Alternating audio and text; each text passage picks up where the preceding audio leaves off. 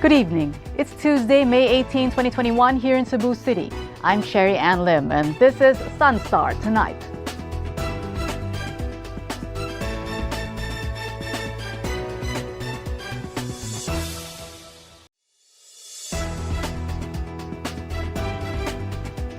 Walk-in individuals will no longer be accommodated at Cebu City's COVID-19 vaccination sites. This after the city government noted an increase in walk-ins, resulting in crowding at the sites and increased waiting time. Chari Coronel reports.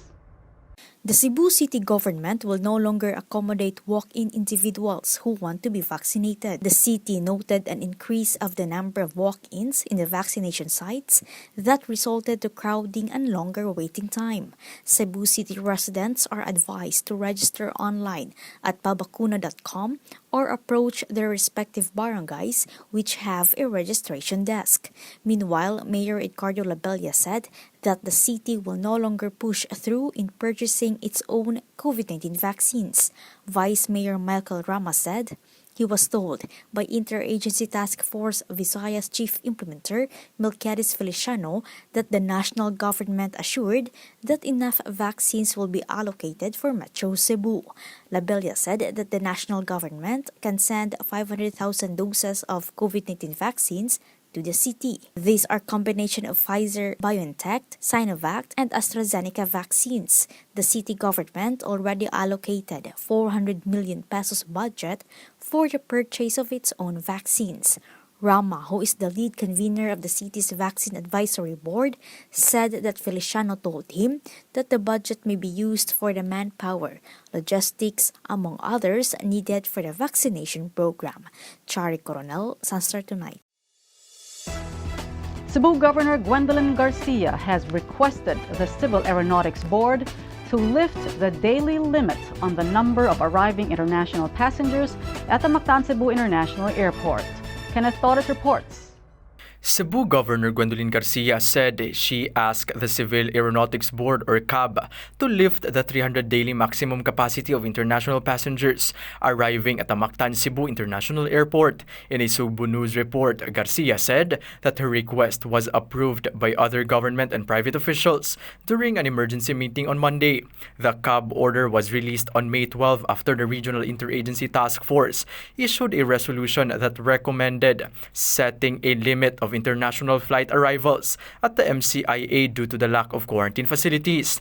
MCIA stopped accepting international arrivals on May 14 to 15 after 2,500 rooms in 35 accredited hotels for overseas Filipino workers and returning overseas Filipinos were almost full. Because of this, the governor issued a memorandum requiring all passengers arriving at the MCIA to undergo swab test upon arrival and to stay in an accredited hotel for a maximum of 3 days while waiting for the test results.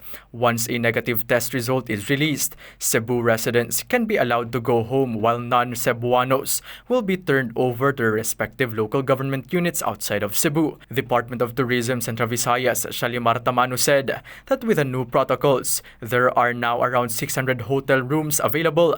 They also added 200 hotel rooms to accommodate OFWs and ROFs.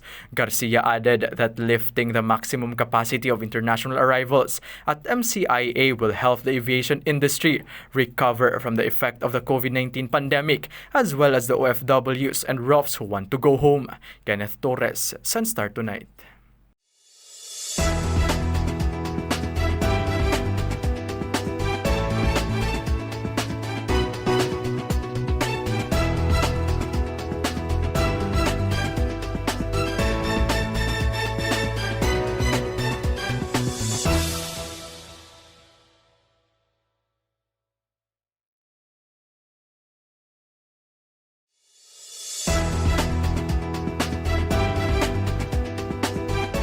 Tricycle drivers plying Mandaue City roads can now ferry 2 passengers per trip, and the fare has also been reduced from 25 pesos to just 20 pesos.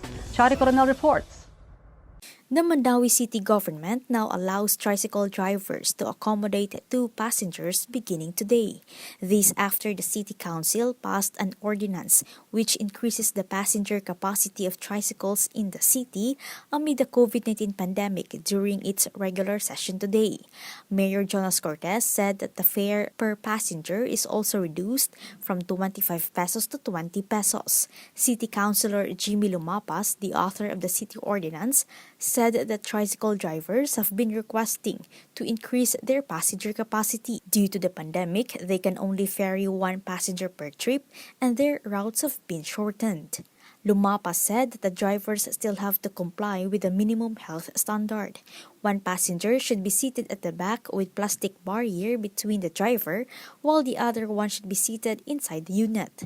When the city's community quarantine status was eased last year, only 1,205 tricycles with special permit were allowed to resume operation. Drivers who will be caught ferrying more than 2 passengers will be apprehended. Chare Coronel, SunStar Tonight. 50 more units of public transportation will soon be deployed under the second scheme of the Free Ride Service program for healthcare workers and authorized persons outside of residence in Cebu. Kenneth Torres reports. The Land Transportation Franchising and Regulatory Board Central Visayas is currently processing the application of 50 additional units of public transportation for possible deployment under the second scheme of the Free Ride Service program in Cebu.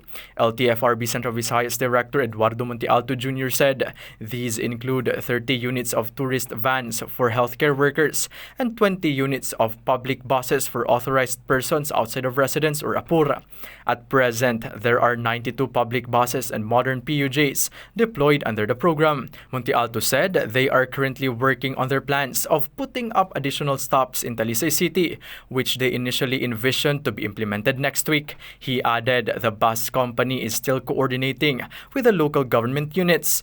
Its proposed routes is up to Minglanilla. Under the latest scheme of free ride service, the government provides an incentive of 45 pesos per kilometer covered for the modern PUJs and 80 pesos per kilometer covered for public buses, 30% of which goes to the drivers, while 70% goes to the operators. The first scheme of the program started last January, which only provided free service to healthcare workers. Montealto said the program will last until June this year. Kenneth Torres, SunStar Tonight.